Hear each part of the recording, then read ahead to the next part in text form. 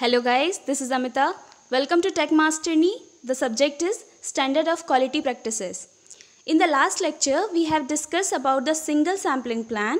Today we are going to discuss about the double sampling plan. So let's see it. The double sampling plan is taken on the two samples. For that, we have to understand some terms. First is N, the size of lot, N1, the size of first sample, N2, the size of second sample, C1, the acceptance number, मतलब आप कितने defects को okay बोलने वाले हैं, acceptance number for first sample, and C2. Now this is important, acceptance number for of both the samples combined. दोनों को combine कर फिर आप क्या acceptance लेने वाले हैं. D1 defects in the first sample and D2 the defects in both samples combined. Okay. So let's see the rule. The rule says D1 अगर आपके डिफेक्ट्स आपके एक्सेप्टेंस नंबर से कम हैं या फिर बराबर हैं. It's very important to see this sign. See इसमें दोनों साइन लगे हुए हैं, less than and equals to दोनों का. वेर एज जब मैं अगर रिजेक्ट की बात करती हूँ तो वो ग्रेटर देन का बस साइन है, इक्वल टू का नहीं है. ठीक है, तो इस चीज़ को हमें नोटिस करना पड़ेगा. एक्सेप्ट कब करेंगे हम? जब हमारे एक्सेप्टेंस नंबर से कम डिफेक्ट्स होंगे. अब इसके लिए एक एग्जाम्पल लेंगे. ओके, देन उसको डिस्कस करते हैं हम. फर्स्ट हमने एग्जाम्पल लिया कि हमारा कैपिटल एन, दैट मीन्स हमारा जो लॉट का साइज़ था वो हमारा कितना है, 100 है. उसमें से मैंने सैम्पल साइज़ लिया है, फर्स्ट सैम्पल साइज़ मैंने लिया है 10. ओके, फर्स्ट सैम्पल साइज़ में मैंने बोला कि मैं फर्स्ट सैम्पल साइज़ में मैंने बोला कि मैं एक्सेप्टेंस नंबर रख रही हूँ 3. ठीक है, तो मतलब 3 अगर होते हैं डिफेक्ट्स, 3 डिफेक्ट्स होते हैं और उससे कम होते हैं तो मैं एक्सेप्ट कर लूँगी. और मैं एक अपर लिमिट रखती हूँ. लेट्स सपोज मैं अपर लिमिट रखती हूँ 6 की. ठीक है, 6 की अपर लिमिट रखती हूँ. तो मैंने बोला कि अगर 6 से ज़्यादा डिफेक्ट्स होंगे तो मैं रिजेक्ट कर दूँगी. ये दो चीज़ मैंने कर ली. पहले C1 डिफाइन कर लिया, C2 डिफाइन कर लिया और N1 डिफाइन है मेरा, तो मैं उसको रिजेक्ट कर दूँगी. सेकेंड बार में क्या होगा कि अगर 6 और 3 में से 3 तो मैंने सिलेक्ट कर लिया, मतलब अगर 4, 5 आते हैं और 6 भी आता है तो उस वाले केसेस पे मैं क्या कर दूँगी, मतलब 6 नहीं, 6 से ज़्यादा होता है तो उस वाले केसेस पे मैं क्या हो जाएगा, अगर बीच के नंबर्स आते हैं तो मैं क्या करूँगी, सेकेंड सैम्पल के लिए जाने वाली हूँ. तो I will go for the second sampling. Next अगर C2, नेक्स्ट अगर मैंने सेकेंड सैम्पलिंग कर दी फिर क्या होगा, अगर C2 से लेस और इक्वल टू, जैसे C1 के लिए रूल लगाया था, अगर उससे कम होते हैं तो मैं एक्सेप्ट कर लूँगी. लेकिन फिर सेकेंड सैम्पल दैट इज़ 6 है ना, 6 लिया था हमने, उससे अगर ज़्यादा डिफेक्ट्स होते हैं तो मैं उसे रिजेक्ट कर दूँगी. ओके, अब इसका फ्लो ग्राफ से हम और समझते हैं इसको.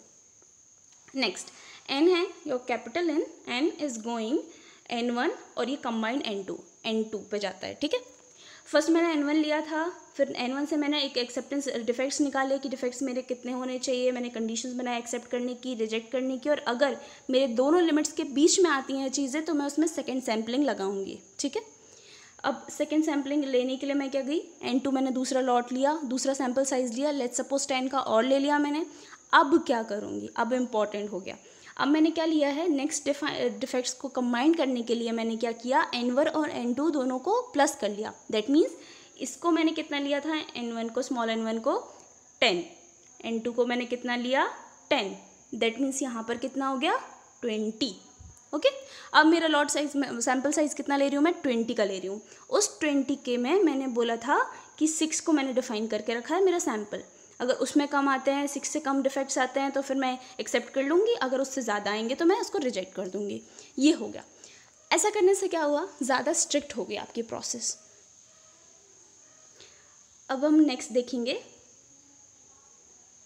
About some very important terms.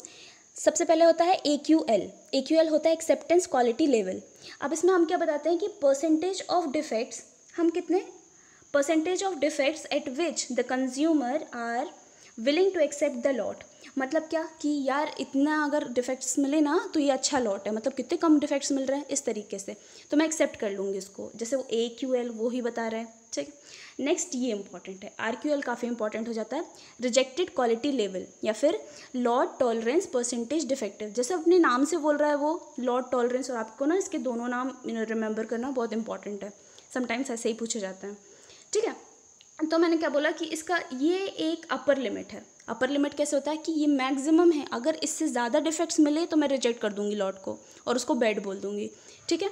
तो ये this is the minimum to reject. अब ये बहुत ज़्यादा इंपॉर्टेंट हो जाएगा ये वाला point. Let me go back कि मिनिमम टू रिजेक्ट मतलब वो मिनिमम। अब इसके बाद तो कुछ भी गंदा, मतलब एक सेट मैंने कर दिया, जैसे मैंने 6 बोला था, तो 6 मतलब 6 आइटम से ज़्यादा ख़राब होंगे तो मैं तो वैसे ही रिजेक्ट कर दूंगी, लेकिन मिनिमम 6 हैं, 6 से कम होंगे तो मैं एक्सेप्ट कर लूँगी। तो this is minimum to reject and maximum to accept, है ना। तो ये सब क्लियर हो गया। Next is producer's risk. So what is producer's risk, मैंने आपको कल भी बताया था कि मैं इसको डिटेल में समझाने वाली हूँ। अब देखिए, एक कोई बुरा सा लॉट था, ठीक है, आप उसको मतलब एक लॉट को आप लेने के लिए गए। जब भी ऐसी प्रोबेबिलिटी आए कि आपका लॉट में डिफेक्ट्स कम हैं, उसकी पोटेंशियल बहुत अच्छी है उस लॉट की, लेकिन आपने जो सैम्पल साइज़ लिया था वो आपने उसमें बाय डिफ़ॉल्ट सारी गंदी गंदी चीज़ें आ गई, तो आपने क्या किया, उसको रिजेक्ट कर दिया। इस टाइप की एरर को, इसमें किसका रिस्क हो रहा है, इसमें प्रोड्यूसर का रिस्क हो रहा है, क्योंकि उसका तो अच्छा लॉट था लेकिन वो रिजेक्ट हो गया ड्यू टू सैम्पल साइज़। तो ये इसको 5% कॉमनली ये अकर होती है और इसको हम डिफाइन करते हैं फ्रॉम अल्फ़ा। इसको हम बोलते हैं प्रोड्यूसर्स रिस्क, ये इसके जानने के चांसेस होते हैं। नेक्स्ट कंज्यूमर्स रिस्क, ये क्या होता है, 10% कॉमन होता है, इसको डिफाइन करते हैं बीटा से। और अगर मैं दूसरे टर्म्स में, क्योंकि ऑब्जेक्टिव पेपर है एज वेल, तो उस पर ये भी आ सकता है। अल्फ़ा को हम 5% एरर बोलते हैं, टाइप 1, बीटा को 10% कॉमन होती है ये, और इसको टाइप 2 एरर बोलते हैं। ओके, अब सबसे इंपॉर्टेंट आता है, मैं आपको कोई फॉर्म मतलब न्यूमेरिकल नहीं करवाने वाली हूँ, बिकॉज अगर मैं भी आपको कोई न्यूमेरिकल करवा दूँ या फिर आप किसी बुक से न्यूमेरिकल कर दो, कोई भी चांसेस नहीं है कि वो न्यूमेरिकल्स आएंगे, बिकॉज न्यूमेरिकल्स आपको पता है कि इतना ईजी नहीं आने वाले हैं। अगर आपको अंडरस्टैंडिंग है कॉन्सेप्ट की तो आप न्यूमेरिकल को समझ पाएंगे कि वो इवन किस टॉपिक से है, क्योंकि अगर आप प्रीवियस ईयर पेपर्स देखेंगे तो कुछ भी उठा कर नहीं पूछ रहा है वो, तो आपको अंडरस्टैंडिंग ज़रूरी है। तो इस टॉपिक की आपको अंडरस्टैंडिंग ज़रूरी है, जो आई गेस मैंने बना दी है। So let's move to in the next lecture I will talk about the OC curve, which is very important and you should remember all these points I've told you. Thank you.